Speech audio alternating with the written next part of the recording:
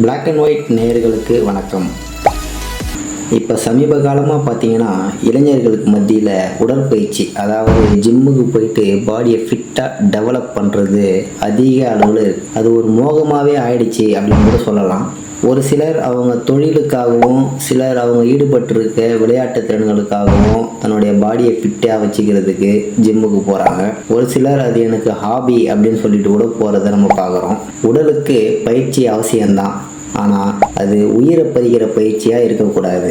இப்போலாம் அடிக்கடி நம்ம கேள்விப்படுற விஷயம் என்னென்னா, ஒரு 28 வயசுலேருந்து 30-35 வயசுக்குள்ளே இருக்கிற நபர்கள் மாரடைப்பு, அதாவது ஹார்ட் அட்டாக் வந்து இறந்துடுறத கேள்விப்பட்டிருக்கோம். சமீபத்தில் ஒரு செய்தி, சேலத்தில் நடந்த சம்பவம் ஒரு உதாரணம்.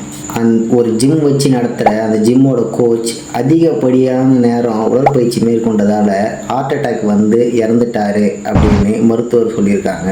இது மாதிரி வெளிவராத செய்திகளும் உண்டு.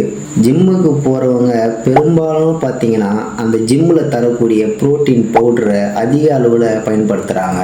அதோடு இல்லாமல் அதிக கலோரிகள், அதிக புரோட்டீன்கள் தேவைன்னு சொல்லி கடைகள்லேயும் நிறைய பவுடர்கள் வாங்கி பயன்படுத்துகிறத பார்த்துருக்குறோம். நம்மோட பழகிற சில நண்பர்கள் சொன்ன விஷயம் என்ன அப்படின்னா, ஜிம்முக்கு போனால் ஒரு நாளைக்கு 250 கிராம் அளவுக்கு சிக்கன் சாப்பிடணும், அப்போ தான் புரோட்டீன் நிறைய கிடைக்கும், ஒர்க் அவுட் ஹெவியாக பண்ண முடியும் அப்படின்னு சொல்லுவாங்க. ஆனால் அது உடம்பை பாதுகாக்கிற விஷயம் இல்லை, பாழ்படுத்துகிற விஷயம்தான். இந்த மாதிரியான உணவுப் பொருட்கள், புரோட்டீன் பவுடர்கள் இதெல்லாம் உடம்புல சேர்ந்து கொழுப்பாக மாறி இரத்த சுத்திகரிப்பு திறன் பாதிப்படைஞ்சு இதயம் பலவீனமாகி அதனால் ரத்தத்தை பம்ப் பண்ண முடியாத சக்தியை எழுந்து ஹார்ட் அட்டாக் வர்றதுக்கு ஒரு காரணமாக அமையுது.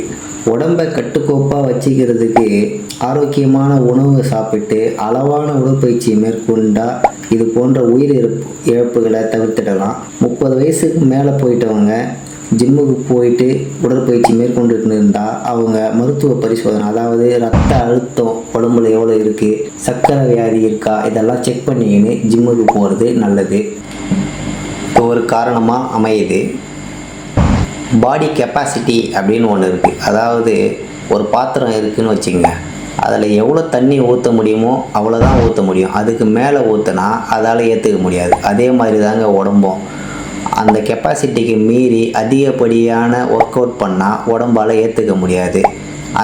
அதுவும் ஹார்ட் அட்டாக் வர்றதுக்கு ஒரு வித காரணமாக அமையுது. இதில் ஏதாவது உங்களுக்கு கருத்து தெரிவிக்கணும்னா நீங்கள் கமெண்ட்டில் உங்கள் கருத்தை தாராளமாக தெரிவிக்கலாம். நன்றி. அடுத்த வீடியோவில் மறுபடியும் சந்திக்கலாம். இந்த வீடியோ உங்களுக்கு பிடிச்சிருந்தா லைக் பண்ணுங்க, ஷேர் பண்ணுங்க, கமெண்ட் பண்ணுங்க, மறக்காம சப்ஸ்கிரைப் பண்ணுங்க.